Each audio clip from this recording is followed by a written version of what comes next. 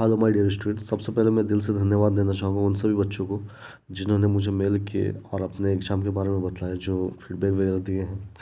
और मेरे चैनल पे आके आप लोगों ने बहुत सारे क्वेश्चन को फॉलो किए हैं और बहुत सारे वीडियोस को देखे हैं और साथ में आप लोगों ने सिलेक्शन क्वेश्चन को भी देखे हैं। और अब कुछ बच्चे ने मुझे मेल किए हैं, उन्होंने ये कहा है कि सर प्लीज़ पेपर 12 के बारे में भी कुछ दे दीजिए, कुछ इंपॉर्टेंट क्वेश्चन। तो हालांकि पेपर 12 तो मैं यहाँ पे नहीं करवाता हूँ इस चैनल पे, फिर भी मैं कुछ इंपॉर्टेंट क्वेश्चन को मैं लेकर आया हूँ, जैसे कल आपकी एग्ज़ाम है आप कर सको।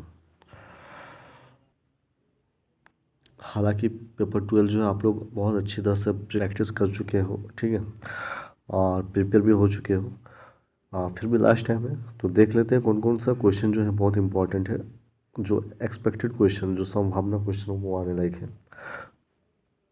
चलिए देखते हैं जो पेपर 12 में यूनिट 1 को देखते हैं।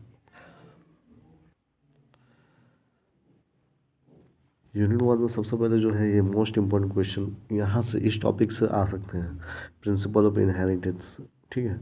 जो उसके बाद जो दूसरा नंबर में जो क्वेश्चन बन सकते हैं इस टॉपिक से, नेक्स्ट जो टॉपिक है वो है molecular mechanism of crossing over including models of recombination. तो ये जो है ये टॉपिक, ये जो दो टॉपिक है, मैं मतलब ये प्रिंसिपल ऑफ इनहेरिटेंस, ठीक है, पहला और दूसरा बहुत ज़्यादा इंपॉर्टेंट है। मतलब इस टॉपिक से क्वेश्चन बन सकते हैं, ठीक है। और इसके बाद अगर मैं कहूँ, उसके बाद जो इम्पोर्टेंट क्वेश्चन होंगे जिससे बनने लायक है वो है लिथाल एलिल्स और दूसरा जो है क्रॉसिंग ओवर्स। तो क्रॉसिंग ओवर से क्वेश्चन बन सकते हैं, क्रॉसिंग ओवर हो और साथ में cytological basis of crossing over. तो ये सारे क्वेश्चन है, जो चार क्वेश्चन, इनको बढ़िया सा प्रिपेयर हो जाइए, ठीक है। तो इनमें से ज़्यादा इंपॉर्टेंट दीजिएगा पहला और दूसरा को। इसके अलावा इनकेस की मैं बात कर रहा हूँ तो इनको भी थोड़ा देख के जाइएगा, सोमेटिक सेल हाइब्रिडेशन पे, ठीक है। तो ज़्यादातर मुझे जहाँ तक लगता है तो ये जो फर्स्ट और सेकंड है ज़्यादा संभावना है। हालांकि ऐसा बात नहीं कि सिर्फ वही पढ़ोगे आप, इनको देख लीजिएगा, इनको छोड़िएगा मत, ठीक है। हालांकि ये सारे इंपॉर्टेंट हैं। तो फर्स्ट और दो जो सेकंड क्वेश्चन है, जो टॉपिक यहाँ पे दिए गए हैं, प्रिंसिपल ऑफ इनहेरिटेंस और molecular mechanism of crossing over including models of recombination. तो इससे जो भी नोट्स है आपके पास, ठीक है, आप प्रिपेयर हो जाओ। चलिए समझते हैं, मतलब देखते हैं यूनिट 2 को।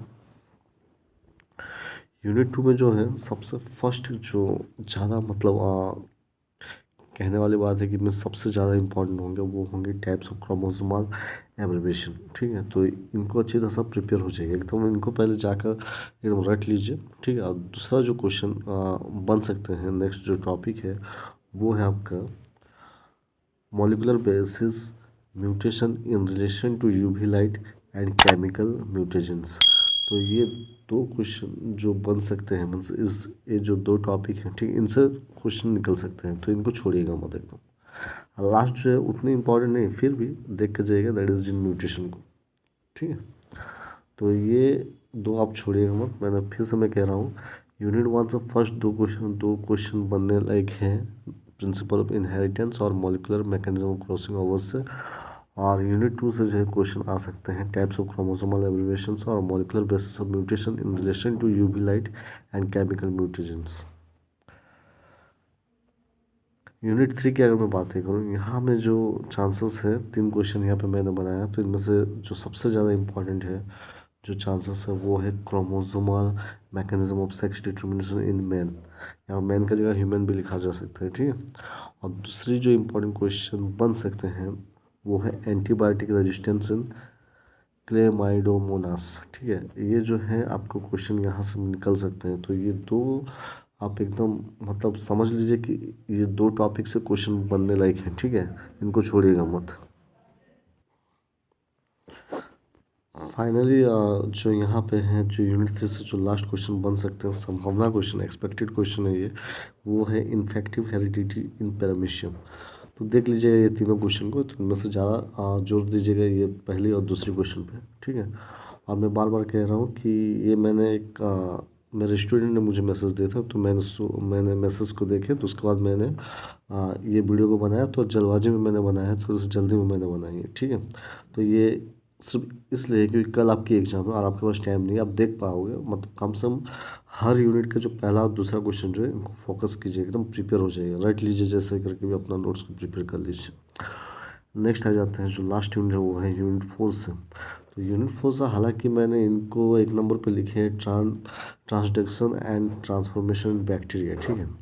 तो उससे भी ज़्यादा इंपॉर्टेंट जो होंगे ये होंगे, that is complementation test in bacteria phage, ये ज़्यादा इंपॉर्टेंट मुझे लग रहे हैं। और दूसरा जो होंगे ट्रांसपोजन इन बैक्टीरिया। तो हालांकि आपको क्या करनी है, ये दो क्वेश्चन को अच्छी तरह से प्रिपेयर करनी है, ठीक है।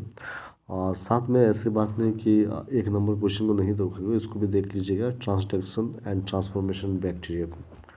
तो अगर आप ये तीन क्वेश्चन भी कर लेते हो ना, तो इनमें से मुझे लगता है एक क्वेश्चन लग ही जाएंगे, ठीक है। इन केस मैं बता रहा हूँ, फिर भी आप इनको देख कर जाइएगा, पी एलिमेंट्स इन ड्रोसोफिला को, इनको छोड़िएगा मत, ठीक है ना। तो इतनी क्वेश्चन जो है यूनिट 4 से हैं। तो ज़्यादा क्वेश्चन नहीं, यहाँ पे 4 क्वेश्चन यूनिट 4 के। तो अब मैं यही कहना चाहूँगा, हर यूनिट का सीरियली आप क्या कीजिए, आप क्वेश्चन सबको प्रिपेयर कर लीजिए। तो आई होप आपको समझ में आ रही होगी यहाँ पे। तो सारा क्वेश्चन थोड़ी हैंडराइटिंग मैंने स्पेलिंग मैंने लिखे हैं यहाँ पे, तो कोई बात नहीं, आप प्रिपेयर हो जाओ, ठीक है। All the best. और रही सवाल शॉर्ट क्वेश्चन की बात करूँ, तो शॉर्ट क्वेश्चन अपना सिलेबस में जो भी अपने टॉपिक पढ़े होंगे थोड़ा थोड़ा करके समझ समझ कर आप चले जाइएगा, कोई बात नहीं। जो भी हो अपने भाषा में आप लिखने की कोशिश कीजिएगा, रटने की मीन्स ज़रूरत नहीं होगी, ठीक है। और कल आपकी एग्ज़ाम ख़त्म होने के बाद आप हमें ईमेल कीजिएगा या अपने क्वेश्चन पेपर मुझे सेंड कर दीजिएगा। आज के लिए इतना ही, थैंक यू।